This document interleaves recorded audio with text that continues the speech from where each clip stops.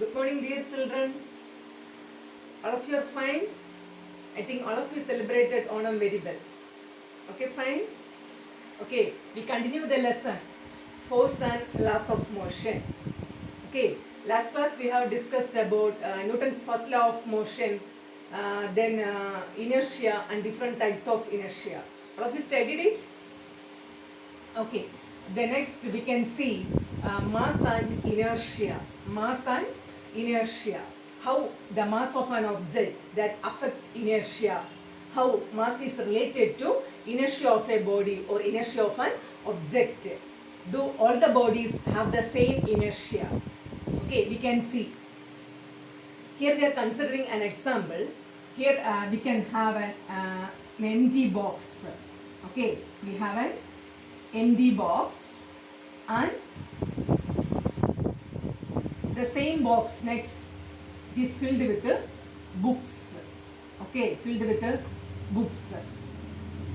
You know, it is our common experience. It is easy to move this empty box from rest rather than to move this box that is full of books. Okay, we know it is very easy to move the empty box from rest rather than to move this box that is filled with full of books. Okay, so here in the case of empty box we have to apply less force to move this empty box. Okay, here in the case of box that filled with full of books, there we have to apply a greater force, then only that box will move. So we can say actually the force required to change the state of an object that determines actually its inertia. Okay, that is actually the measure of inertia. The force which is required to change the state of an object is actually the measure of what? Inertia. Okay, also you know it is easy to pull a toy car rather than an original car. Okay, because the original car is heavier than this toy car. So in the case of toy car we have to apply less force. But in the case of an original car we have to apply more force to move. Okay, listen to it. Also it is easy to kick a football. It is easy to kick a football. But if you consider a stone of the same size of football, okay, it feels difficult to move. It hardly moves. Okay, that means if the object is heavy, we have to apply more force to change the state rather than the object is light. Okay, so if the object is heavy means what? Its mass is greater. The object is heavy means the mass is greater. So if the mass is greater, the opposition or the resistance offered by the object to change the state is also greater. Okay, so if the object means heavy, if the object is heavy or if the mass is greater, means it offer or it shows more opposition to change the state of change its state. So we can say if the mass is greater, more is the inertia. If the mass is greater, more is the inertia. Suppose if we consider a 5 rupee coin and a 1 rupee coin, which one has more inertia? Which one has more heavier actually? Here's the, this is the 5 rupees coin. It has more inertia than the 1 rupee coin. So we can say the mass of an object, that is a measure of inertia. Okay, mass of an object is a measure of inertia. Okay, mass of an object is a measure of inertia. If the object has more mass, it possesses more inertia. If the object has more mass, it possesses more inertia. Listen to it.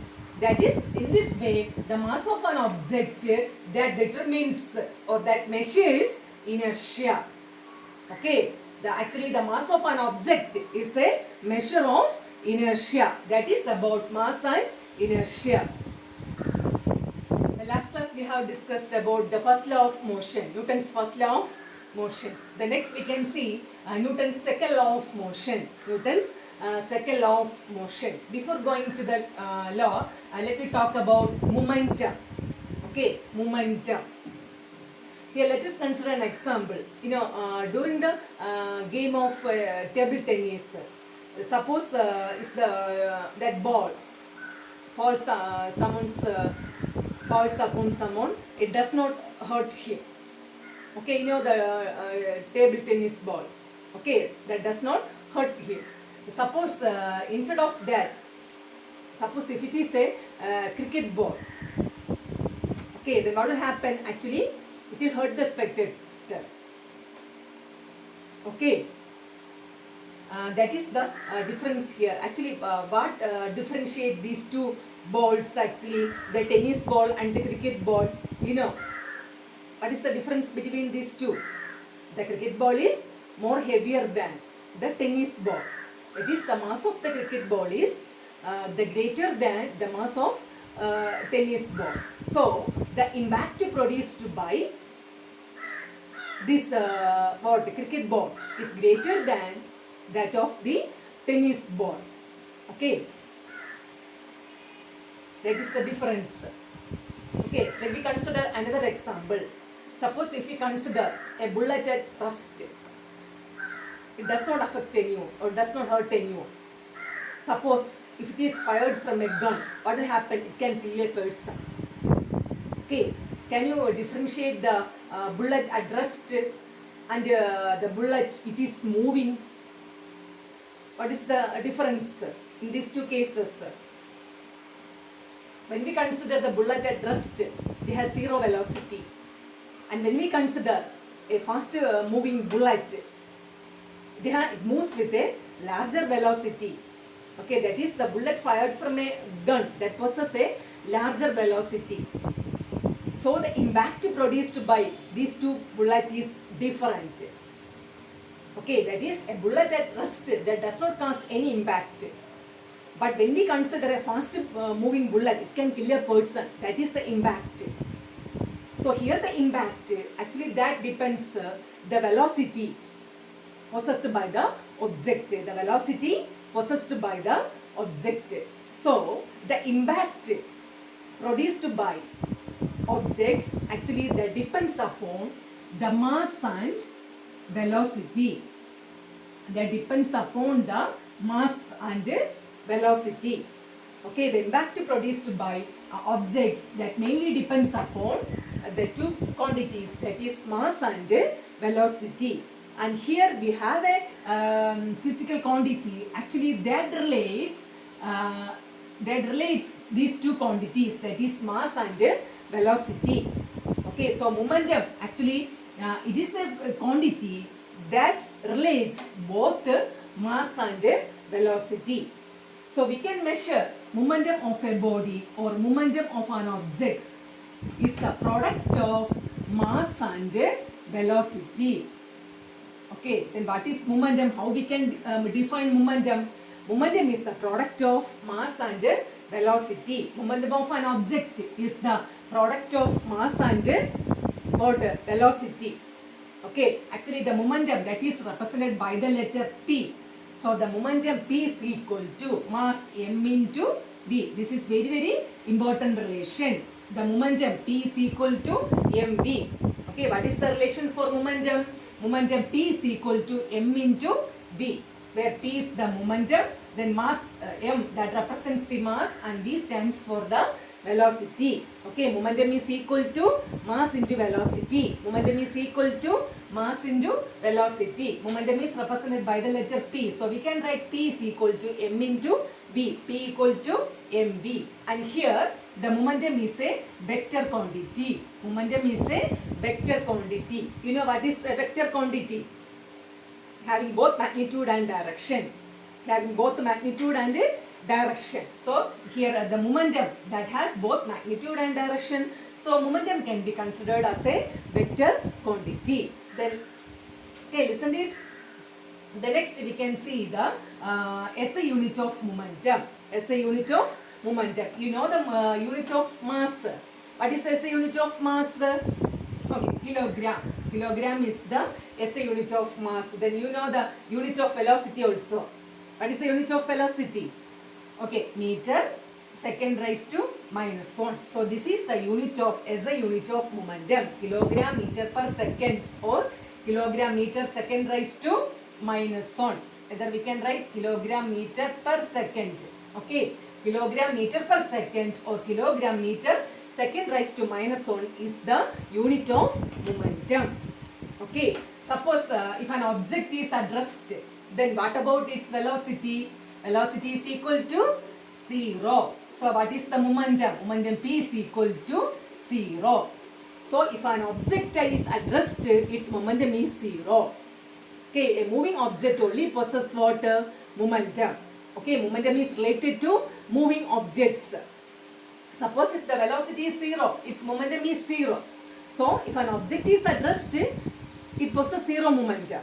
So actually the momentum that is related to what? Moving objects. Okay, here the momentum that depends upon mass and velocity. What are the factors on which the momentum of an object depends? Its mass and velocity. Momentum depends on mass and velocity.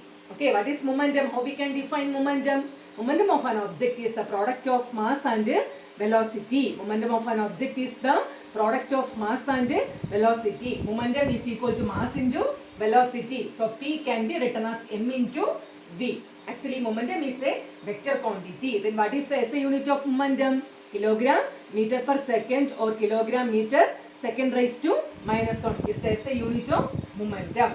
What is the momentum of an object at rest? It is 0.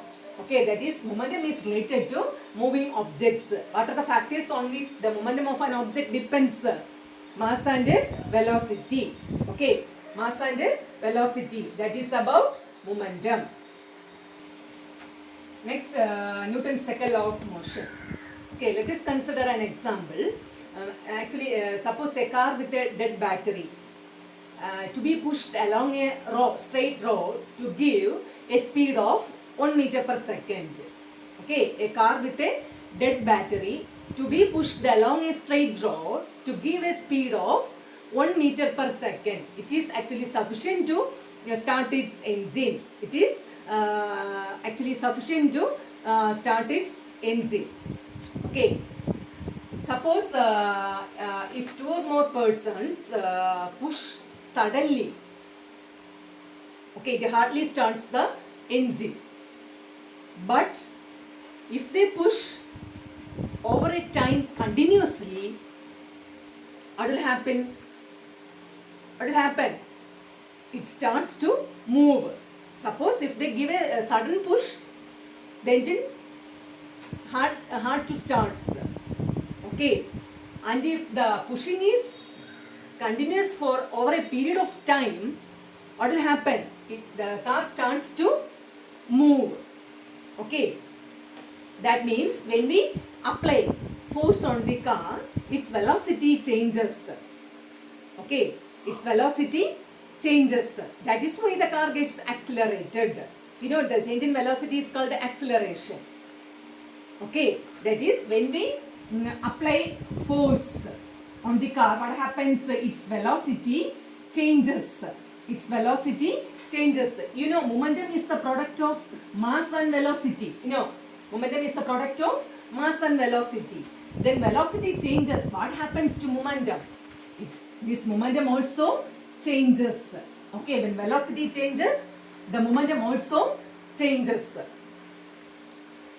Okay, and here we can say the change in momentum that not only depends the force applied, but also the time for which the force is applied. How much time we are applying the force. Okay, so the change in momentum that depends upon 2 factors. What are they? The change in momentum that depends upon the force that we apply and the time over which the force is applied. Okay, the change in momentum of an object depends not only the force but also the time for which the force is depends. Okay, so we can say this change in momentum with the time, that is actually called the rate of change in momentum. Rate of change in momentum. Okay, that is change in momentum with the time. That is called the rate of change in momentum. Okay, change in momentum with the time, that is actually called the rate of change of momentum. Here we can say when we apply force on an object, what happens? Its velocity changes. When velocity changes, the momentum also changes. Okay, momentum of an object also changes, since momentum is the product of mass and velocity. So whenever there is a change in velocity, the momentum of the object also changes. Okay, and here the change in momentum of an object that depends both the force and also the time for which the force is applied. Okay, and here the change of momentum of an object with the time, that is called the rate of change of momentum. Okay, the change in momentum of an object with the time is called the rate of change of momentum. And here we have to consider the direction also. Then what is the direction of this change in momentum? You know, what is the direction of this change in momentum? See, suppose when we apply a force to an object in this direction, in which direction? Suppose this is a block, you know, when we apply force from left to right, then in which direction this object will move? Towards right. Okay, towards right. That means its velocity also changes towards the change in the direction of change in velocity is also towards right. In which direction we are applying force, in that direction only object moves, and in that direction only the velocity of the object changes. So the momentum of the object also changes in that direction only, because momentum is the product of mass and velocity. Okay, so the change in direction of momentum, that depends upon the direction in which the force is applied. That depends the direction in which that force is applied. So we can, from this we can state the Newton's second law of motion as the rate of change of momentum of an object. The rate of change of momentum of an object is directly proportional to the unbalanced force and is in the direction of force. The change in momentum takes place in the direction of force. That is, according to Newton's second law of motion, the rate of change of momentum of an object is directly proportional to the unbalanced force and which takes place in the direction of force. Okay. So according to Newton's second law of motion, the rate of change of momentum of an object is proportional to the applied unbalanced force in the direction of force. Okay, the rate of change of momentum of an object is proportional to the applied unbalanced force in the direction of force. That means the change in momentum that takes place in the direction of force. Okay, according to Newton's second law of motion, the rate of change of momentum of an object is proportional to the applied unbalanced force in the direction of force. The next mathematical formulation of Newton's second law.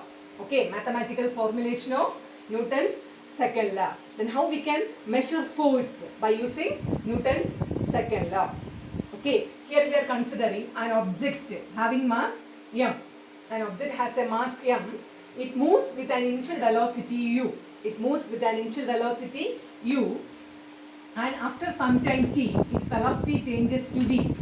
Okay, so its final velocity is v.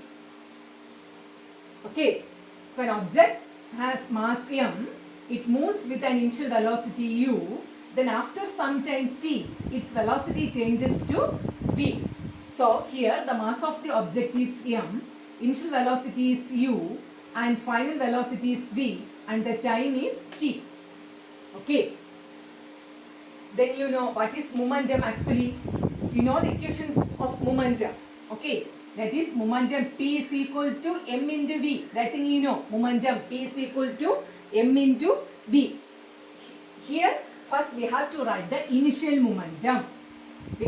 Here the object that moves initially with a velocity u. Then what is its initial momentum? Mass into initial velocity. What is initial momentum? Mass into initial velocity. Here we represent the initial momentum as P1. So P1 equal to mass into initial velocity. So mass into initial velocity is u. So mu. That is the initial momentum. P1 equal to mu. Similarly, we can write the final momentum P2R as mass into final velocity. What is the final velocity here? V. So P2 is equal to M into V. That is the final momentum. So initial momentum is mu and final momentum is mv. The next, what is the change in momentum? Change in momentum is final momentum minus initial momentum. Change in momentum is final momentum minus initial momentum. That is P2 minus P1. Okay, P2 minus P1. Then what is P2? mv. mv minus what is P1? mu. Okay, so we got mv minus mu, which is common here actually. Okay, m. So m into v minus u. That is the change in momentum. M into v minus u. Then what is the rate of change in momentum? What is the rate of change in momentum? That is change in momentum by time. That is called the rate of change in momentum. Change in momentum by time. That is called the rate of change in momentum. So we have the change in momentum m into v minus u. That divided by time. That gives what? Rate of change of momentum. Okay. The next we are applying Newton's second law. The rate of change of momentum is proportional to the unbalanced force. Also, vice versa also we can tell. That is F proportional to the change in momentum. So, F proportional to what is rate of change in momentum? M into V minus U by T. F proportional to M into V minus U by T. The next step is F is equal to a constant K into M V minus U by T. And here the proportionality symbol that can be replaced by introducing a constant K. So it becomes equal sign. Okay, the proportionality symbol that can be changed by introducing a constant K. So F is equal to K into M V minus U by T, where K is the proportionality constant. Okay, so we got F equal to K into, and here you know what is V minus U by T? Change in velocity by time. You know that. What is change in velocity by time? Acceleration. So instead of V minus U by T, we can write A. So F is equal to K into MA. If the value of K equal to 1, then we got F equal to MA. If the value of K equal to 1, then F equal to MA. So we can measure the force as the product of mass and acceleration. How we can measure force? Force can be measured as the product of mass and acceleration. Okay, then what is the equation for force? F equal to MA. That is the force that depends upon mass and acceleration. Here the object has mass m that moves with an initial velocity u, and after some time t, its velocity changes to v. So v represents the final velocity. Next we can write the initial momentum P1 equal to m into u, and also the final momentum P2 is equal to m into v. Then what is the change in momentum? Final momentum minus initial momentum, that is P2 minus P1. Then P2 is actually mv. So mv minus mu, that is equal to, here m is common, m into v minus u. The next is the rate of change in momentum. That is equal to change in momentum divided by time. So m into v minus u by t. Then by Newton's second law, F proportional to the rate of change in momentum. So we can write F proportional to m into v minus u by t. Or we can write F is equal to a constant K into m v minus u by t, where K is the proportionality constant. We can replace the proportionality symbol by introducing the constant K. Okay, so F is equal to K mB minus U by T, where K is the proportionality constant. But you know, B minus U by T is the change in velocity by time. That is actually the acceleration. So we got F equal to K ma. Suppose if the value of K is 1, we can write the force F as m into A. That is F equal to ma. That is, by Newton's second law, we can measure force as the product of mass and acceleration. Okay, then what are the factors on which the force depends? Mass of the object and acceleration of the object. Okay, by Newton's first law, we define force. We can give a definition for force by using Newton's first law. Then what is the significance of Newton's second law? Using Newton's second law, we can measure force as the product of what? Mass and acceleration. That is the importance of Newton's second law. Okay, so using Newton's second law, we can obtain an equation for force. Okay, using Newton's second law, we can obtain an equation for force as F is equal to ma. F equal to ma. The next is 1 unit of force. 1 unit of force. Okay, we know the relation F is equal to K into ma. F is equal to K into ma. You know the SI unit of mass, that is kilogram, and the SI unit of acceleration as meter per second square. Okay, meter per second square. And we have to choose the force in such a way that we have to select the unit of force in such a way that we have to get the value of K as 1. Okay, we have to get the value of K as 1. For that, we have to define 1 unit force. We have to define what? 1 unit force. So, 1 unit force, that is equal to K into, then what is mass? That is actually 1 kilogram into actually acceleration 1 meter per second square. So, we can define the 1 unit force as it can produce an acceleration of what? 1 meter per second square on an object of mass 1 kilogram. Okay, 1 unit force is that force. 1 unit force is that force which can produce an acceleration of 1 meter per second square on an object of mass 1 kilogram. Okay, so at that time the value of K is equal to actually 1. Here 1 unit force, that is only equal to K into 1 kilogram, only into 1. That is why we took the proportionality constant K is equal to 1 in the derivation. Okay, we have F equal to Kma. We know the relation F equal to Kma. Okay, we have to choose the SI unit of force in such a way that we should get the value of K as 1. For that, we have to define what? 1 unit force. So, 1 unit force is equal to K into 1 kilogram, mass 1 kilogram into acceleration 1 meter per second square. So, we can define the 1 unit force as it is that force which can produce an acceleration of 1 meter per second square on an object of mass 1 kilogram. 1 unit force is that force which can produce an acceleration of 1 meter per second square on an object of mass 1 kilogram. So we got the value of K equal to what? 1. Okay, the value of K as 1. What is 1 unit force? It is that force which can produce an acceleration of 1 meter per second square on an object of mass 1 kilogram. Okay, you know the SI unit of force. Either we can write, actually F is equal to, you know, when K, the value of K becomes 1, then F equal to ma. Then you know the unit of mass, kilogram, acceleration, meter per second square. Okay, so the unit of force is kilogram meter per second square. This is actually called Newton. This is called actually Newton. So the SI unit of force is either we can say kilogram meter per second square or Newton. Okay, what is the SI unit of force? Newton. Newton is the SI unit of force. Okay, Newton is the SI unit of force. That is about actually the 1 unit of force.